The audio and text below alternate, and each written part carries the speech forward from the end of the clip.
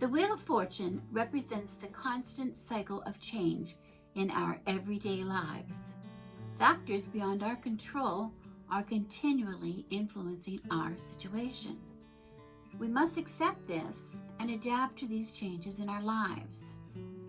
This Morgan Greer depiction has haunted me during the last months of 2024 because it shows some poor unfortunate soul actually falling off the wheel. And that is how I have been feeling. Greetings. Welcome to Crone House. This may not be the greatest subject for a video, but I'm choosing to share a bit about what I've been feeling lately because I know I'm not alone. We all experience trying times from time to time in our lives. I'm asking you to continue watching because I want to share with you what I have learned and offer you some practical advice you may be able to use to climb back up on that wheel. Okay, I admit it, I'm a grown-up. As a matter of fact, I'm about as grown-up as anybody can get. But I have experienced quite a lot of years where disappointment has become a part of our lives, our everyday lives. We get real excited, especially around holidays. We get really excited about all the things that we want to do for holidays. I have a lot of really great memories from when I was a child.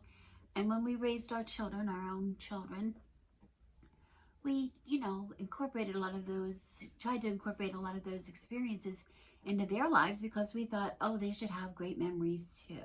Okay. Now, I want to remind you, if you're new to my channel, you don't even know, but I was raised a Christian. Both my husband and I were raised Christians, and we ultimately our children were raised as Catholics. And we were quite the devout Catholics. We actually, belonged to a choir, a guitar choir. We went to Mass every Sunday. We did the holy days, those kind of things.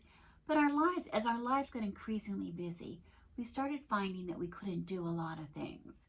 We couldn't do all the things we wanted to do. Maybe we couldn't go, sometimes we couldn't go to Mass. We didn't have time. We were busy preparing for company coming for a holiday or something like that. Or maybe we didn't get to go caroling, or we didn't get to, attend some kind of a celebration because we were doing other things.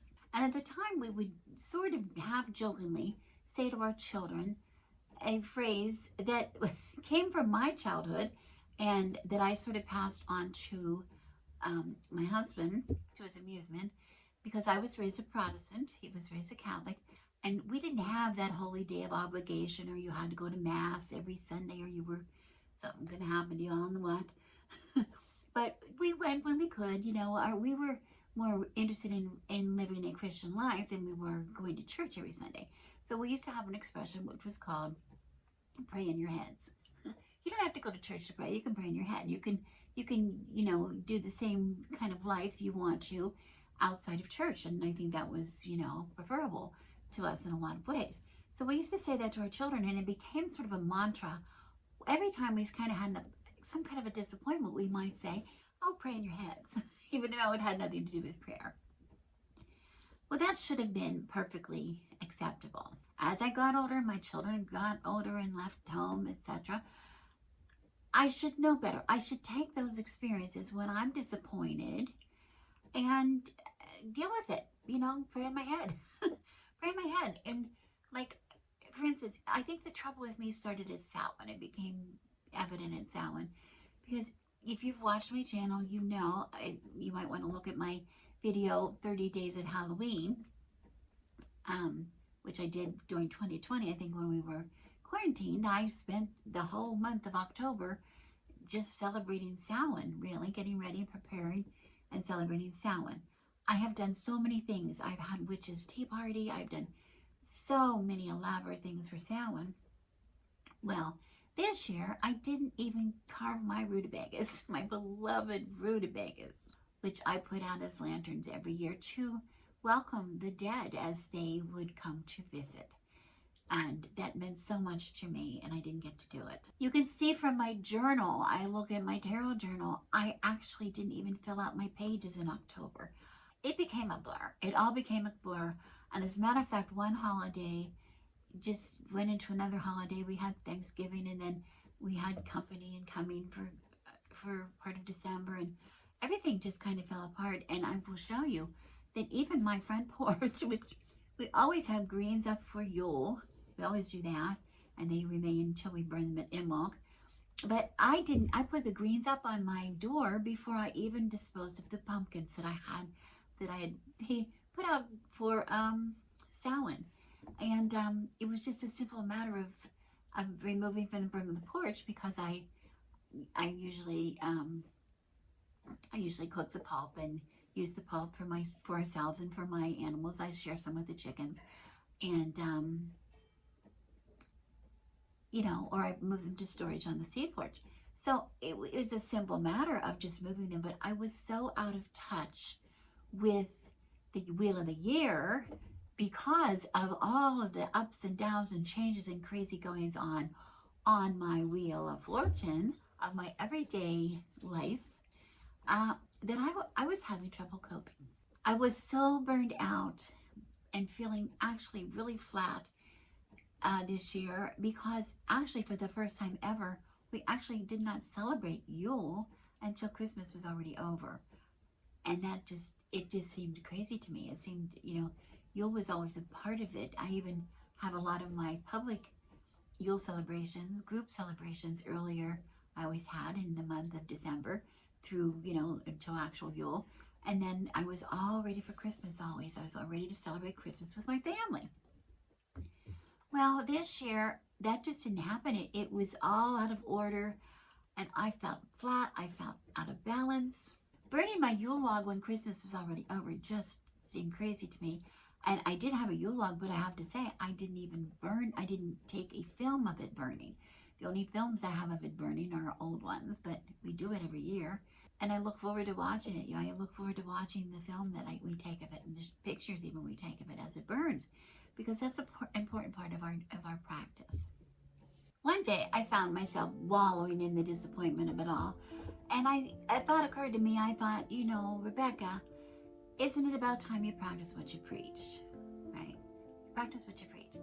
And I do say all the time, the Sabbat of Yule, let's say, it is still Yule. It is a season. It marks a season of Yule, which is actively Yule, technically Yule, until Imbolc, when the wheel turns and it becomes the season of Imbolc, okay, marked by the Sabbat of Imbolc. Okay, that is true of every Sabbat. It's not just necessary for Yule, but in my point here, I was still in Yule, and I was wallowing in disappointment because of what I missed at Yule. And I thought, let's take advantage of the Yule that is left. What can I do in the time that is left to get myself feeling better about the season? So I got on my journal, my tarot journal, and I tried to catch up. And I started to catch up, you know, fill in some things, get my calendars up to date. You know, I had skipped, you know, complete months, just had calendars, all I had. And here we were almost at the end of Yule, and I didn't even have my January calendar up yet. And it was crazy. Like be a grown up, Rebecca, and just do it. So I started to turn. I got caught up until I reached 2025. I was going to start with 2025 and my card of the year. I do a card of the year every year. Last year, 2024, my card of the year was the moon, and this year it was the sun. And I like to use the cards from the Wildwood Tarot to mark, you know, that's the first image that I like to see in my journal, in my tarot journal, to mark my card of the year. And I looked at the card of the sun card in the Wildwood Tarot, and it just struck me. The light inside of that person on that sun card, the light, that was the light. And it reminded me of the story I probably shared with you before about my children, again, being raised Catholics or Christians. We always listened to Christmas music. That was a big part. And one of our favorite Christmas CDs or Christmas albums was Peter, Paul and Mary Holiday Special. We loved Peter, Paul and Mary, and we sang all the songs together, and we all sang them all the time. We had them playing in the background while we did other things in the house. and then everybody was singing, and years and years and years has happened, and all of a sudden, one day, one of my girls was singing along with one of our favorite songs, which was, I'm not sure the name. I think it's called Don't Let the Light Go Out. Don't let the light go out. Don't let the light go out. And she went, wait a minute. What light? Like, what light? She didn't understand it. Well, it was a Hanukkah song. It was a holiday special. It wasn't just Christmas. And it just always made me laugh. Well, okay, what light? What light is she talking about? After enjoying the song so much. And I came to realize, Christians have the light of the baby Jesus, the Savior, being born at Christmas.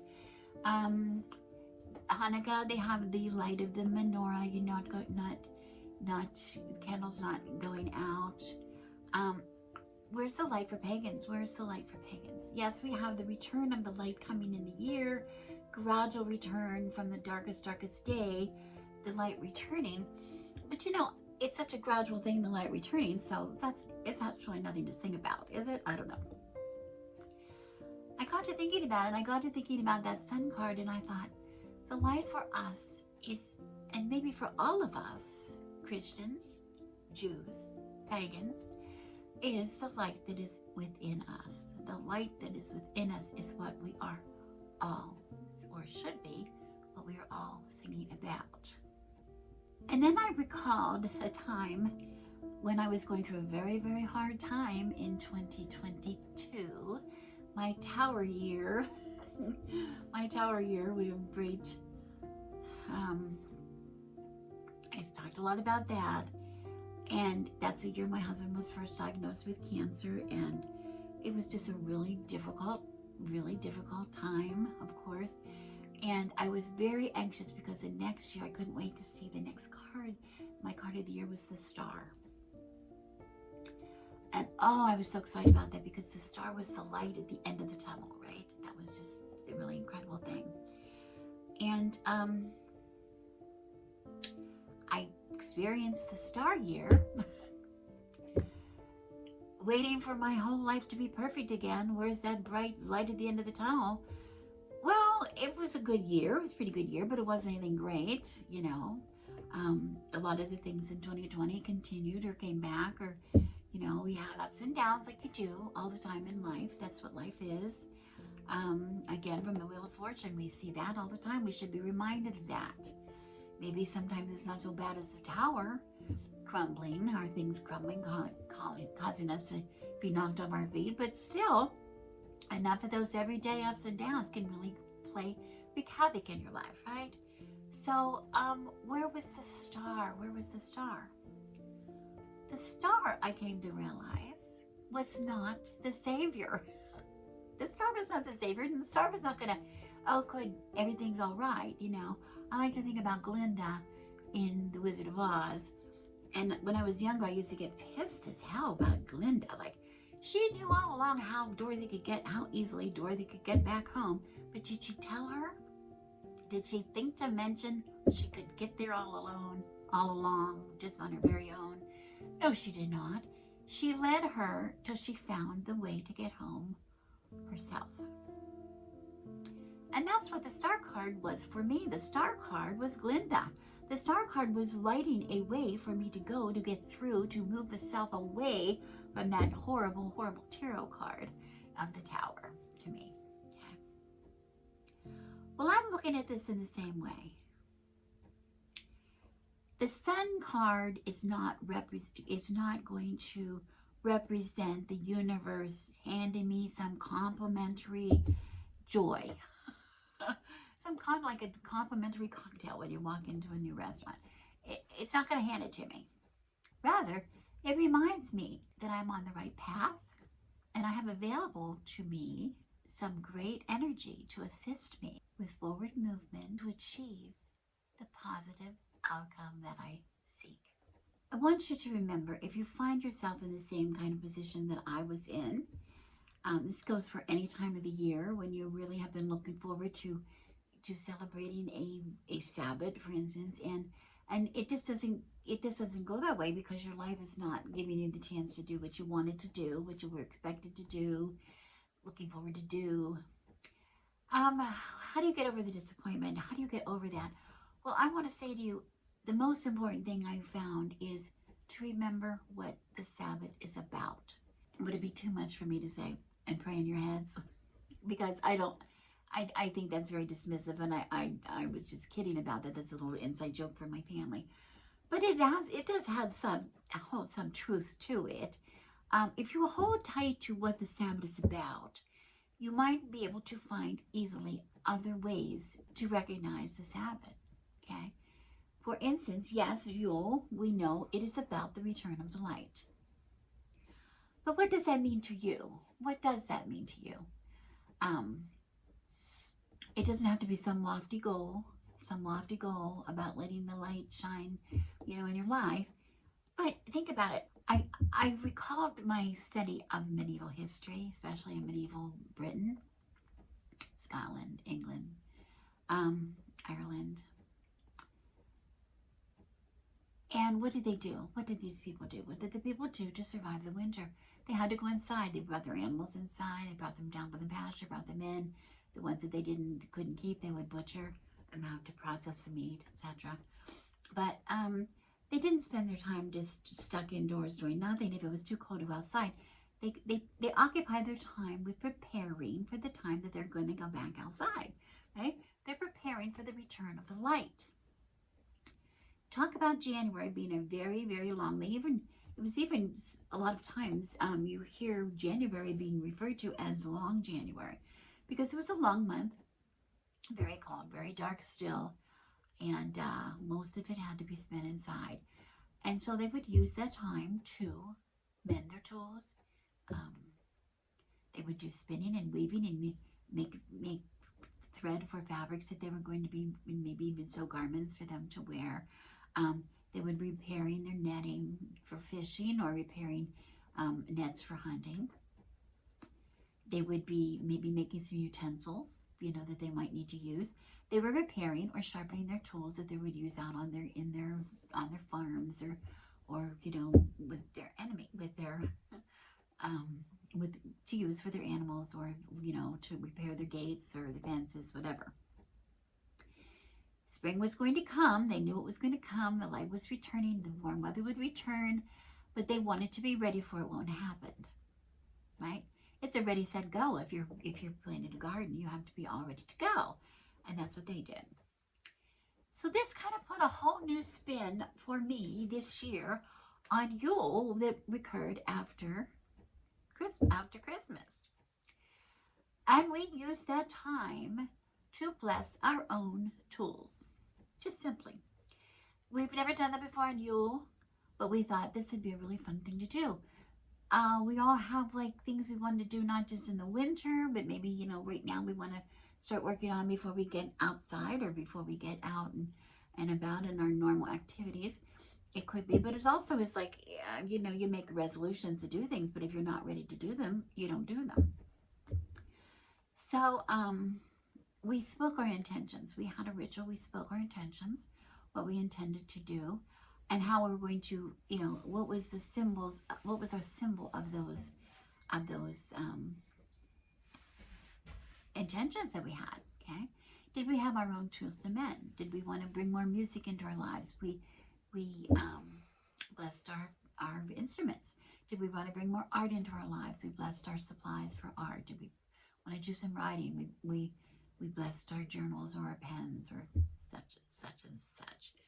If we wanted to, whatever it was, what symbols we had of the intentions that we wished to manifest in the coming year, we blessed our tools. And in this way, we prepared ourselves to transition into Imbolc. Okay? We're not going to just sit here on our duffs and all of a sudden it's Imbolc and we're going to go, oh yay, we got to get ready for our garden or whatever. We're going to start. We started whenever it was for us now. Now, again, you can do this at any time of the year. This is not just something that you do at Yule to go to Imbolc. It can be any time. You can prepare, plan for your harvest. You can plan for, a lot of things. Okay, depending on what is really important for you. If you are a gardener, you might want to take inventory of the seeds that you have. Make sure you have, if you're going to start seeds, what do you need to do to start the seeds? Is your soil going to be prepared? If you have a chance to maybe amend your soil a little bit, get your soil built up, and so that it's ready to plant when you're ready to plant. You can meditate in your journal about what you want to grow inside yourself, whatever your intentions are for yourself. You can meditate, journal about it. If you live in the United States, you might want to, what can you do? A lot of us are scared of what's going to happen in our world, but we can't really do too much about the world, but we might be able to do something about our own lives closer to home, like our neighborhoods or our own cities or whatever. What can you do to play a part in improving or keeping those areas safe? Okay. It's a good time for me to say, you want to be a Jimmy Carter. You want to be Jimmy Carter. You want to be Rosalind Carter. You want to devote your life to your the people that occupy the same space here on this earth as you do.